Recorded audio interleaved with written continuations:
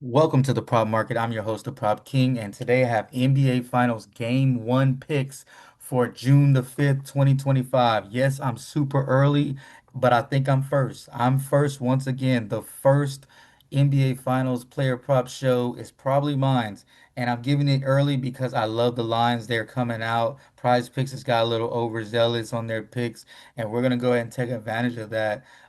First of all, I want to thank all of the new subscribers, all the people that have been showing love. There's been so much love shown.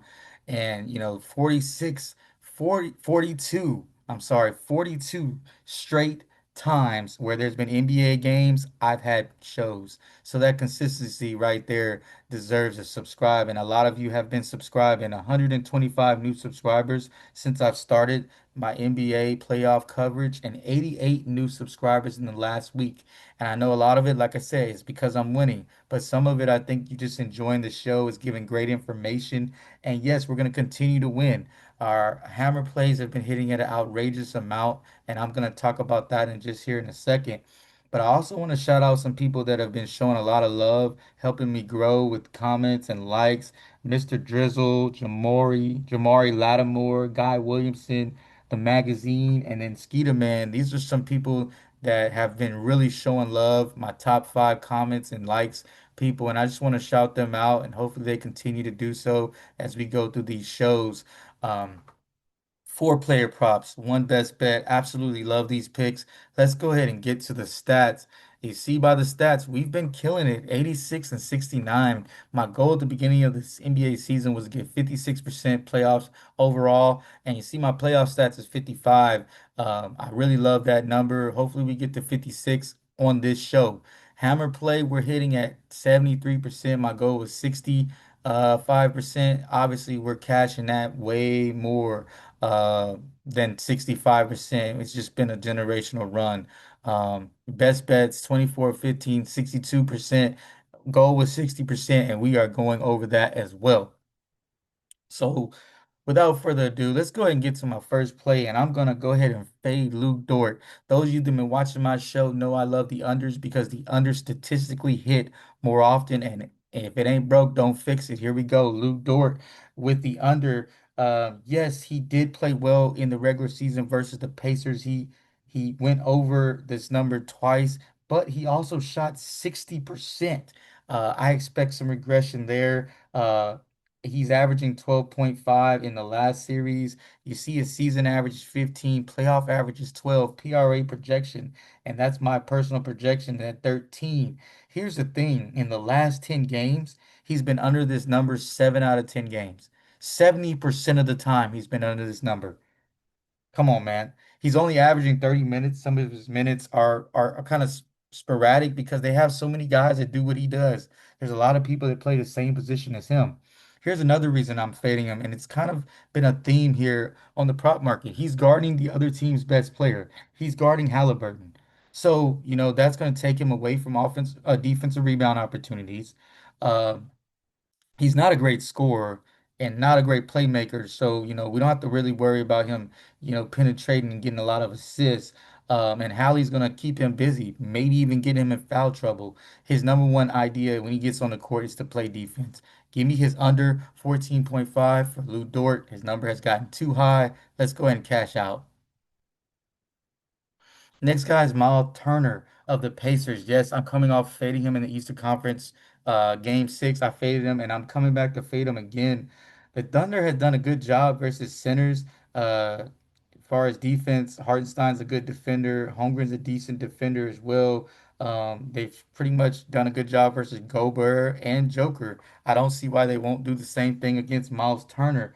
He's only averaging 30 minutes in the playoffs, but his minutes have been dwindling each and every game. He's at 33, 34, 24. His minutes are going down. He's been also in foul trouble a lot, which has been hurting his minutes. And he's only taking 9 attempts a game in the playoffs. So he's not getting a high usage rate either. And let's be honest, it's been pretty clear that the best lineup for the Pacers have been Toppin and Siakam with him off the court. So you see his season average 22, playoff average 21, PRA projection 19. Go ahead and give me his under 20.5. If he doesn't go off for a bunch of threes, there's no way he hits this number. I think Hartenstein and Holmgren know they need to close out on him, and Myles Turner's minutes and usage has just not been there. Next guy is Andrew Nembhard, and I'm fading Andrew Nembhard. Yes, he is coming off a really good game, but here's a theme that we're talking about. He has to guard SGA. SGA is a foul demon. He's going to get fouls on Andrew Nembhard. If you watch the last game versus New York, the way Nembhard was guarding Brunson very aggressively, very aggressively. If he guards SGA that way, he is going to get in foul trouble quickly. And that's going to cause him to lose minutes. He only averaged 15 minutes, 15 PRA in the last series and 33 minutes. So I expect the minutes to be the same if he stays out of foul trouble. His usage rate is not extremely high due to the fact that, let's be honest, Indiana has a bunch of guys that shoot the ball and score. They're all a bunch of role players outside of about two of them. They Thunder do a really good job of not allowing catch and shoot threes, closing out. They do good on the second tier guys as well. They like to shut down the second tier guys on most offenses. You know, maybe the star can get off, but those second, two, third, fourth options always struggle because OKC has the best defense in the NBA, let's be honest. And playing on the road, OKC will be a tough environment for shooting. 18 average, playoff average, 20 PRA projection is set 17. Go ahead and give me his under 18.5 for Andrew Nembhard. Next guy is Chet Holmgren, and I'm gonna fade Chet Holmgren here. Season average 25, playoff average 26, PRA projection 26. Reason why I'm fading Chet Holmgren is his number has gotten way too high.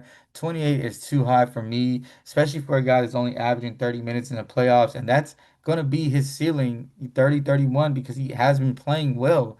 So it's not that he's not getting the minutes because he's not producing. That's just his minutes. No head to head, so we don't have nothing to go off of on that. But he's matching up with Pascal Siakam on defense some of the time, and that's not going to be a good look. Even if he goes out to Lou Dort, that's going to drive him away from the rebounding opportunities because Lou Dort is a three-point shooter. Indiana does play at a fast pace, so I don't, like I said, I don't expect his minutes to go up. Should keep his minutes about the same. He may get in foul trouble guarding Siakam, who's going to try to get to the basket, who's going to try to put pressure on him. And he's coming off of a long layoff. Yes, he played really well, but his number, and here's another thing, his numbers were at 24, 25, 26 as far as his projections, as far as prize picks. We're getting a huge discount here. Give me his under 28 PRA for Chet Holmgren. Now for today's best bet, and I absolutely love this bet. The Pacers versus the Thunder, man. The Pacers are a good offensive team in transition. The Thunder are a good defensive team in transition and in the half court. Pacers struggle to score in the half court. They've shown multiple times. The Thunder also are a good transition team, but the Pacers, I think they're going to try to slow the Pacers down, which is going to slow the whole pace of the game down. I don't think the Thunder want to run with the Pacers. So I really love this under. I think we're getting an inflated number to start off the series. Go ahead and give me this under 230.5. This is way too many points for a game one where the Thunder may be a little rusty, but their defense won't be rusty. Their defense will be ready. The Pacers struggle in the half court. I don't see the Pacers scoring a lot of points in this game. So if you want to fade, you don't like the under for the whole game, you might just want to fade the Pacers side if that's something that you want to do. I don't think the Pacers are going to be able to score on the Thunder. So give me the under 230.5 as my best bet. Now for a recap, we got Dort under 14.5 PRA, Turner under 20.5 PRA, give me Nembhard under 18.5 PRA, and Holmgren under 28 PRA. If you enjoyed this video, you know what to do. Hit that subscribe button. It's absolutely free. I appreciate all the new subscribers, as I already said. Hit the like button as well. If you've been cashing out, hit the like button. If you cashed on the Hammer Play last show, hit that like button right now. Also, the comments section. I love the comments, the going back and forth. I'm cool with it. I also like to give out, I might even give out some new picks as the time goes on. I might have a recap show as well. Be on the lookout for some series picks. If Prize Picks or Underdog drops a NBA series um, player prop market picks, I'm gonna go ahead and take those and devour those and make some really good props out of those because I've been cashing on those, but I haven't made shows. So, of course, we're going to have a show for every single night on the NBA Finals. I'm so happy we're here. Thank you for all of you that have been following me along this long journey throughout the playoffs. And like I always tell you, keep what you like, leave what you don't, and let's cash.